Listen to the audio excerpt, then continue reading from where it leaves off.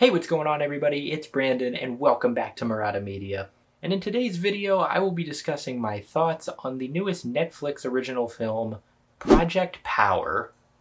I know I'm a little late to the party on this one, but I watched this movie just about a week ago and I had a lot of thoughts on it and I really wanted to talk about it. So Project Power is about this pill that's being circulated in the city of New Orleans called Power that gives its user a power of any kind for 5 minutes. And that's when we meet our three protagonists, a dealer, a cop, and an ex-soldier who work together to find its source. And let me just start by saying that this movie has a tremendous idea, but what I really love about it is that you don't know what kind of power you're going to get, and you may end up actually dying from it. And I love the stakes that are risen whenever someone takes the pill, because you don't know whether or not they're about to die. And I mentioned our three protagonists, Jamie Foxx, Joseph Gordon-Levitt, and Dominique Fishback, who are all remarkable in this film. Jamie Foxx plays the ex-soldier named Art, and he is tremendous as always, playing this brooding, broken sort of guy who just wants answers.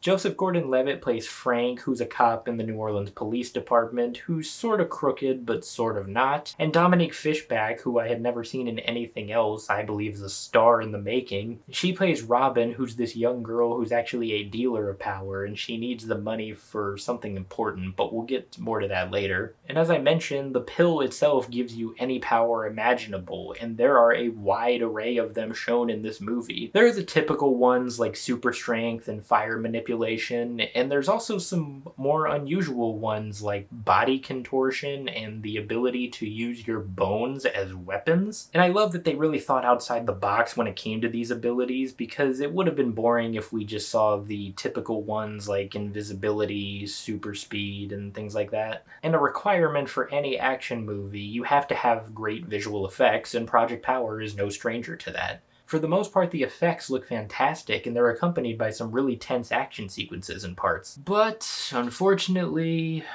that's about all the good things that I have to say about Project Power. In my last point, I mentioned the action sequences. They're really good in some parts, but for the most part, they're pretty tame.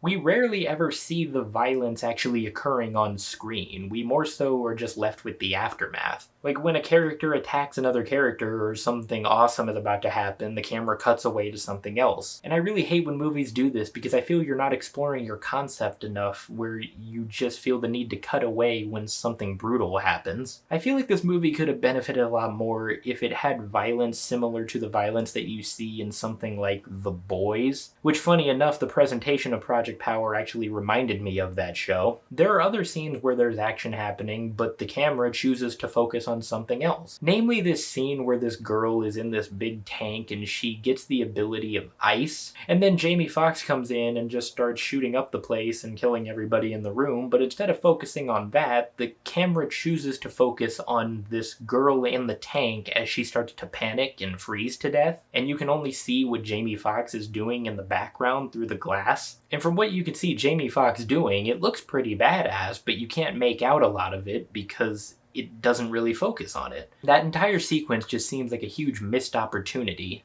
which is a very common theme, as you will see as I discuss my other thoughts on this movie that I will elaborate on later. Something else that bothered me about Project Power is there were a few moments where it seems it just completely forgot the concept of time. Specifically this scene near the beginning where Joseph Gordon-Levitt's character goes in to stop a bank robbery, and he takes a pill before he goes in, and inside the bank all of the employees and the patrons are tied up, the vault is open, and a bunch of money is gone. And then we see this guy who has the powers of a chameleon to blend into his surroundings with two big bags of money, and he proceeds to run away, and Joseph Gordon-Levitt chases after him. But you're trying to tell me that this guy took one of the pills, went into the bank, tied up everybody, opened the vault, took the money, put the money in the bags, hid from Joseph Gordon-Levitt, ran away in this like 2 to 3 minute sequence all in the span of 5 minutes. Yeah, I don't believe that, and I feel that the filmmakers should have paid a little bit more attention to something like that. And there's another scene later on where Jamie Foxx is fighting with this guy who has like the power of invincibility or something because he kills him and he doesn't die. And I actually timed it from the moment he takes the pill to when the powers start to wear off, and it was about 3.5 minutes. minutes. I know this is kind of nitpicky, but when your concept is very time reliant, you really need to pay more attention to things like that. And speaking of things that are time related, the pacing in this movie is so quick. Aside from a few scenes at the beginning, a majority of this film takes place in one day, and I feel that it could have benefited if it had a longer time range, like maybe a week. And even though this movie has really good acting in it, all of the characters are just so unexplored. For example, Robin has dreams of becoming a rapper. There's even a scene where she raps for Jamie Foxx, and she's actually really good at it. But we don't know anything other than that. She just wants to be a rapper. There's no other reason behind it. Her mom has diabetes and needs surgery, which is later revealed as to why she got into dealing power in the first place. But we never find out how she was first introduced to dealing. Jamie Foxx's character Art has a daughter, and their relationship is just so vague. And I'm also going to mention something kind of spoilery right now, so if you don't want any spoilers, then skip to this part of the video. When they're rescuing Jamie Foxx's daughter at the end of the movie, it's revealed that she has powers as well. I think it had to do with the result of Jamie Foxx being an experiment of the drug when it was first being tested. I mean, I guess that kind of makes sense, but her powers are never really explored. We just see her walk by some plants and the plants immediately come back to life. So like, okay, she can bring things back to life. I wonder if that's gonna come back later on. Sure enough, it does in the Deus Ex Machina ending that we're given. Jamie Foxx's character dies, but since you don't really know anything about him, you don't really feel much emotion. But you know that he's not really dead because his daughter brings him back to life because movie. And Joseph Gordon-Levitt's character, Frank, really has no backstory at all. He's a cop and he takes power occasionally.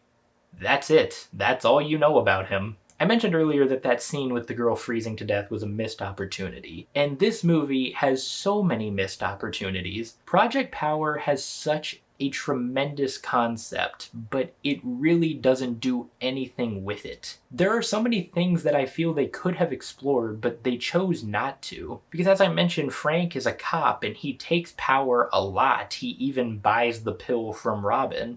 And after that bank robbery scene, it becomes abundantly clear to his chief that he was on the drug at the time, and he nearly loses his job as a result of it. I think a story arc about the police experimenting with the drug and then ultimately abandoning it would have been interesting. Why is the chief so against Frank using power? Because there has to be some reason for it. And another plot point that I feel would have been really interesting was the drug's effect on lower class communities. Because at the beginning of the movie, Art goes to visit a character played by Machine Gun Kelly for some reason. And he goes to see him in this very run-down apartment building. Because, I mean, this is a drug after all, and drugs in real life have huge effects on communities like that. Has anyone ever used this drug like a steroid for sports use? Because believe me, this movie loves its sports references. There's one guy wearing an Anthony Davis Pelicans jersey. He's an absolute idiot for wasting his money on that. Joseph Gordon-Levitt wears a Steve Gleason jersey for most of the film. Robin has a picture of Zion Williamson as her phone background. There's even one scene that takes place after a Saints game just let out. All the fans are coming out of the Superdome. It's very clear that sports plays a huge role in this community, so why not talk about an athlete or something that used the drug and was banned for it? Now, I know what you're thinking. I'm getting a little bit ahead of myself. Like, oh, Brandon, that's so much. It's a movie that's an hour and 50 minutes long. You can't fit all of that into a movie. And I wholeheartedly agree with that, which is precisely why I think that this movie would have worked so much better as a TV show. Hell, maybe a mini-series, because there are so many plot points that could have been explored with this tremendous concept, but they just weren't. I feel like a movie with this idea is only scratching the surface. Project Power is so high on its own potential that it feels that it can get by with a great concept alone. But having a great concept doesn't make a great movie when you don't fully take advantage of the idea. And it is for that reason that I am going to give Project Power a 5 out of 10. Hey everybody, thank you so much for watching my review of Project Power. If you guys saw this movie, please let me know what you thought about it, and let me know if you agree with any of the points that I made, because I really want to know your thoughts on this one. If you guys like this video, be sure to hit that thumbs up, and do not forget to subscribe. If you guys want to see my past videos, I will link those right over here. Other than that, I hope you all have a tremendous rest of your day, and I will see you all next time.